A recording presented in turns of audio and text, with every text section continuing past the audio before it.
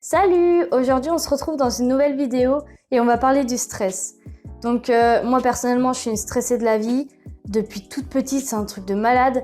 Bon, là, ça va un peu mieux, mais je suis sûre que je suis pas la seule. Donc, je fais cette vidéo pour essayer de vous aider. On va parler de la définition du stress, de mon point de vue, et je vais essayer de vous donner des conseils que j'ai moi-même testés, évidemment, et qui ont marché sur moi pour essayer de contrôler ce stress, pour essayer de gérer un peu tout ça. Alors pour commencer, le stress c'est quoi? Le stress c'est des réactions physiques ou émotionnelles qui arrivent face à des situations comme des examens, des oraux ou quelque chose qui est inconnu.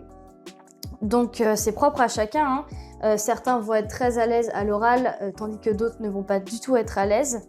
Donc la jauge de stress elle sera pas du tout la même selon la personne et selon la situation. Il y a aussi le vécu de la personne qui joue sur ça. Il y a aussi la façon dont la personne gère le stress. Donc moi par exemple, je ne gérais absolument pas mon stress. J'ai même fait des crises d'angoisse. Alors qu'il y avait des gens qui faisaient face aux mêmes choses que moi dans la vie publique et qui ne faisaient absolument pas de crises d'angoisse, qui n'étaient pas aussi stressés que moi. Donc voilà, je pense que c'est aussi une histoire de comment savoir gérer son stress. Donc là, je vais parler un peu de mon rapport au stress, on va dire, et je vais essayer de dédramatiser tout simplement parce que par exemple faire des crises d'angoisse ça peut être très flippant, ça peut être, on peut se sentir pas très bien par rapport à ça. Et moi qui en ai fait, je pense que je peux peut-être vous aider en parlant de comment je l'ai ressenti, etc. Quand je faisais des crises, je me sentais extrêmement nulle. Je me sentais très faible par rapport aux crises d'angoisse. Et je me disais, je comprenais pas pourquoi les autres arrivaient à gérer leur stress comme ça. Et moi, j'étais juste incapable de ne pas faire de crise et de pas stresser comme ça. Et du coup, c'est pour ça que je me sentais super nulle. Mais c'est pas vrai tout ça, en réalité, j'étais pas du tout nulle. C'est juste que mon corps, il est comme ça, je suis comme ça depuis toute petite. Mon corps avait cette manière-là de ressortir tout ce stress, toutes ces choses pas bonnes du tout pour mon corps en faisant des crises d'angoisse. Donc voilà, il fallait juste que j'arrive à l'accepter. Faut vraiment pas se sentir mal par rapport à ça. Et enfin, en tout cas, moi au lycée, quand je parlais de ça, j'avais l'impression que les gens ils me prenaient pour une dingue de pas réussir à gérer le stress qu'on peut ressentir quand on est au lycée. Et du coup, je me sentais pas du tout comprise et c'était horrible. Et en fait, du coup, je me sentais mal par rapport à ça, alors qu'il faut pas du tout, c'est pas du tout tabou. Il faudrait juste dédramatiser la chose, que c'est pas grave du tout. Ton corps, il emmagasine énormément de choses et il a besoin d'extérioriser tout ça. Et il y a des gens qui arrivent autrement. Et moi, c'était en faisant des crises d'angoisse et c'est pas grave du tout. Ok, j'arrivais pas à tout gérer. Ok, c'était ultra épuisant de toujours stresser H24. Mais il y a des solutions qui existent pour pas se laisser submerger par toutes ces émotions. Et au final, le but, c'est pas de plus rien ressentir, c'est pas de diminuer ce qu'on ressent, c'est juste de savoir gérer tout ça. Et ça peut prendre du temps, ça peut prendre beaucoup de temps, ou pas d'ailleurs, hein. Il y a aussi des gens qui arrivent ultra vite. En tout cas, moi, c'était pas mon cas, j'ai mis beaucoup de temps. C'est encore le cas maintenant, j'apprends encore à gérer mon stress. Mais quand je fais des crises, déjà j'en fais beaucoup moins qu'avant. Mais quand j'en fais, j'ai plus peur. Je me dis, mon corps il a ressenti beaucoup d'émotions qui sont pas vraiment bonnes, alors laisse-le extérioriser à sa façon. Faut pas le bloquer parce que ça va être encore pire. Il faut juste accepter ça et se dire, d'accord, je vais peut-être passer un mauvais moment parce que c'est pas agréable. Mais après je me sentirai mieux, je me sentirai vidée. Et j'aurais pas bloqué mon corps, j'aurais accepté et c'est ça aussi le but. J'ai accepté tout ça, mon corps il a besoin de ça, alors c'est ok pour moi. Mais comme je l'ai dit avant, le but c'est de savoir gérer. Et moi je suis rendue au stade où je fais presque plus de crise, je suis rendue juste au stade où j'extériorise en pleurant. Et pour moi c'est déjà un gros pas parce que avant ça m'était juste impossible de pas faire de crise pour extérioriser tout le stress que j'ai en moi. Alors que maintenant, j'arrive à bien gérer et à transformer ça juste en pleurs. Donc juste en pleurs, mais c'est déjà énorme et je suis très fière de moi. Ça sert à rien de mettre des objectifs trop hauts au risque de se décourager puisqu'on va pas les atteindre, puisqu'ils sont trop hauts. faut y aller progressivement et faut être fier des progrès qu'on fait. Même si c'est des progrès minimes, ça reste des progrès. Et peut-être qu'avant, vous étiez dans l'incapacité de faire ce que vous faites aujourd'hui. Donc c'est super bien et il faut juste être fier de soi. Au passage, je suis désolée si la lumière est bonne et moins bonne, etc. C'est que le soleil joue à cache-cache avec les nuages en ce moment. Donc c'est un peu difficile d'avoir une lumière stable. Donc au moins j'espère que ça sera un minimum agréable à regarder. Maintenant on va parler des conseils que je peux vous donner pour essayer d'aller mieux face au stress, pour essayer de gérer ce stress-là. Évidemment je les ai testés sur moi avant, sinon ça ne sert à rien d'en parler. Donc voilà, il y en a qui ont marché sur moi, il y en a qui n'ont pas marché, donc je vais vous expliquer tout ça. Premièrement, donc c'est peut-être un peu bizarre, mais c'est de se poser avec soi-même tout simplement, de se demander qu'est-ce qui me stresse au fond de moi, pourquoi ça me stresse, d'identifier un peu la source de tout ça et d'essayer de relativiser par rapport à ça. Donc je m'explique, c'est-à-dire que peut-être que ce truc-là qui vous stresse, faut peut-être pas porter autant d'importance à ça, peut-être que c'est quelque chose qui est un peu futile et qui est pas vraiment si grave que ça. Faut essayer de pas dramatiser la chose. Essayez de penser à tout ce que vous avez pu traverser de similaire à ça ou pas d'ailleurs et de vous dire j'ai réussi à traverser tout ça, c'est ouf, j'ai réussi. Alors pourquoi j'arriverais pas à traverser un foutu oral ou pourquoi j'arriverais pas à me lancer dans quelque chose ou à affronter la chose qui me stresse. Si vous avez pu y arriver avant, il n'y a aucune raison que vous ne puissiez pas maintenant. Après, c'est possible qu'il n'y ait pas forcément de réponse à vos questions, style qu'est-ce qui me stresse, etc. En tout cas, pour moi, c'était le cas au début. Mais il est possible aussi que ça vous éclaire un peu, même carrément, et que ça vous aide du coup à identifier la chose qui vous stresse. Moi, donc, comme je vous le disais avant, au début, j'avais aucune réponse à mes questions. Mais au fil du temps, je sais que j'ai remarqué que je détestais m'ennuyer et que ça me stressait. Je détestais quand mes journées, j'avais rien de prévu. Je détestais passer ma journée au lit. Oui, c'est bizarre parce que tout le monde rêverait de passer sa journée au lit. Mais moi, j'aime pas ça. J'aime bien avoir une journée remplie. Bon, sans trop forcer, évidemment, mais je sais que ça me stressait. Donc, maintenant que je le sais, je fais en sorte que mes journées soient plus ou moins remplies. Pour que j'ai pas à faire face à la chose qui me stresse, donc m'ennuyer. Ensuite, il faut en parler, que ce soit à votre famille, à votre copain, à votre copine, à vos amis, à un professionnel, on s'en fout au final. Il faut que ce soit quelqu'un avec qui vous êtes à l'aise, avec qui vous avez confiance.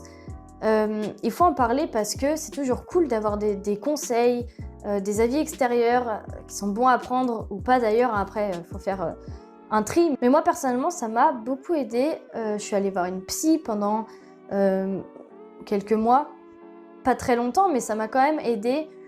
J'ai mon copain pour en parler, j'ai ma famille, et tout ça, ça m'aide énormément déjà d'une à extérioriser parce que c'est aussi une façon d'extérioriser, de dire tout ce qu'on pense, de tout déballer, et aussi il n'y a pas d'histoire du non mais j'ai pas envie de vous déranger, on s'en fout au final, si t'as besoin de déballer, au bout d'un moment déballe, et les gens qui sont prêts à être là pour toi, ils s'en foutront, ils sont même heureux de pouvoir t'aider, donc n'ayez pas peur d'avoir peur de déranger. Il n'y a aucune honte à se dire « Oh non, mais je vais encore me plaindre ». Si tu as des problèmes et que tu as besoin d'en parler, parle-en. Et si les gens te jugent, si les gens en ont marre de tout ça, il faut juste les sortir de ta vie parce que c'est pas des bonnes personnes pour toi. Si ce sont des bons amis, si ce sont des gens de ta famille qui t'aiment, ils seront heureux de faire en sorte que vous alliez mieux. Ensuite, la troisième chose, c'est qu'il existe des choses qui relaxent, comme des exercices de respiration, des exercices de yoga, du dessin, de la musique, du sport, n'importe quoi, quelque chose que vous aimez. Moi, je me suis mise à la musculation, j'ai fait un peu de piano, je me suis mise à m'intéresser beaucoup plus aux animaux, spécialement aux chiens parce que j'adore ça. Vous pouvez écrire aussi. Moi, j'ai beaucoup écrit ce que je ressentais, ce que j'avais en tête, sur les gens qui me tenaient à cœur ou sur les gens sur qui j'avais envie d'écrire. Alors c'est peut-être un peu bizarre et vous allez vous dire ouais de toute façon j'aime pas écrire ou alors ça me paraît pas très efficace comme technique. Et moi personnellement ça m'a beaucoup aidé, et même si vous aimez pas écrire, essayez juste une fois. Vous êtes un peu dans un bad mood, écrivez ce qui vous tracasse, ce qui vous stresse, écrivez-le, et c'est aussi une façon d'extérioriser de mettre à plat tout ce qui vous stresse. D'ailleurs, si cette technique-là ne vous correspond pas ou n'importe quelle autre technique, ne vous forcez pas, hein, ça sert à rien du tout. Le but c'est de vous soulager, donc si c'est devenu une corvée, c'est pas la peine. Il faut chercher une autre solution, il y a plein d'autres solutions, donc trouvez la bonne. Moi perso, j'ai essayé les exercices de respiration, malheureusement ça n'a pas marché sur moi, j'étais pas très réceptive à ça.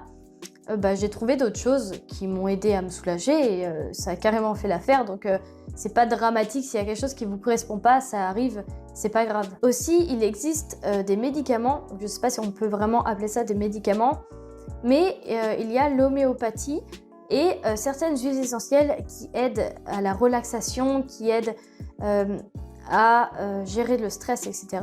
Donc tout ça, je le mettrai en barre d'infos.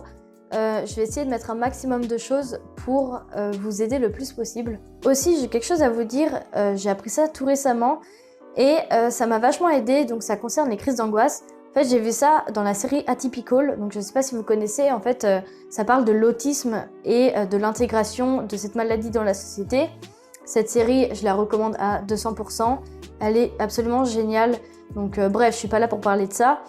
Mais en gros, l'acteur qui incarne le garçon autiste, quand il allait faire une crise, il avait une technique, c'est de se répéter 4 mots. Donc dans la série Les fans de manchots, donc il se répétait 4 races de manchots. Donc moi j'ai essayé, parce que dernièrement j'étais un peu stressée, donc j'ai senti que j'allais faire une crise. Donc j'ai essayé, je me suis cité 4 instruments. Donc ça peut être n'importe quoi, ça peut être 4 instruments, ça peut être 4 ingrédients d'une recette, ça peut être vraiment n'importe quoi. 4 objets qui se trouvent dans la pièce où vous êtes, ça peut être n'importe quoi. Et en fait ça va marcher parce que votre cerveau il peut pas penser à la fois à la chose qui vous stresse et à la fois à une suite de mots.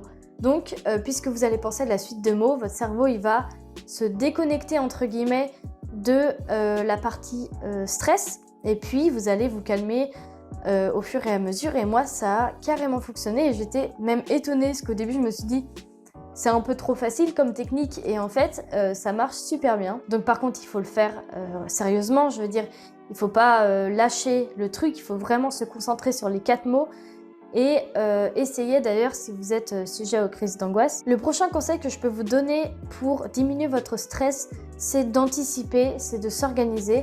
Par exemple, si vous savez que vous allez avoir un examen dans 3 jours, ne vous y prenez pas la veille à 23h parce que c'est sûr que là, il va y avoir un petit pic de stress quand même. Donc, essayez d'anticiper et de réviser peut-être 1 jour ou 2 jours avant. Ça dépend de la grosseur de l'examen, mais essayez toujours de faire en sorte de ne pas être prise au dépourvu. Ça peut être aussi sur le côté financier. Par exemple, si vous pouvez mettre de l'argent de côté un peu tous les mois, vous allez économiser et lorsque vous allez devoir faire face à quelque chose qui va vous coûter de l'argent, vous ne serez pas stressé de vous dire en fait je vais manger des pâtes tout le mois parce que j'aurai plus rien sur mon compte. Là vous aurez quand même une petite réserve qui va vous aider à faire face à cette situation. Donc il y aura un peu de stress en moins. Vous pouvez aussi faire des listes, par exemple des listes de courses, des listes des choses à emmener en vacances. Et tout ça, c'est une sorte d'organisation. Et vous allez noter tout ça et donc vous n'allez pas avoir peur d'oublier, vous n'allez pas stresser parce que arrivé en vacances, vous allez remarquer que vous avez oublié la moitié des choses. Donc tout ça, c'est des choses assez petites qu'on ne pense pas forcément, mais ça peut éviter une source de stress inutile. Pour finir, il faudrait arrêter les relations toxiques, les relations stressantes pour vous. Il faudrait arrêter de voir les gens qui vous stressent, les gens avec qui vous n'avez pas envie d'être parce que forcément vous allez pas être super à l'aise. Il faut arrêter de se demander aussi ce que les gens pensent de nous. Alors évidemment c'est hyper dur, je le dis et moi-même je suis en train de faire un gros travail sur moi parce que j'étais dans le cas où à 24 je me demandais ce que les gens pensaient de moi et c'est super fatigant et c'est stressant aussi de se dire qu'il faut toujours être le ou la meilleure pour faire plaisir à certaines personnes. C'est stressant d'avoir peur des réflexions des autres, c'est stressant de jouer un rôle pour faire partie d'un groupe, pour se faire accepter, c'est stressant d'avoir peur de dire ce qu'on pense aux gens, sans tomber dans l'insolence bien sûr, c'est pas le but recherché. C'est pas du tout facile tous ces changements, ça va vous perturber un peu, ça va être stressant, mais je pense qu'il faut passer par là pour enlever une grosse source de stress et au final, moi je suis en plein dedans actuellement.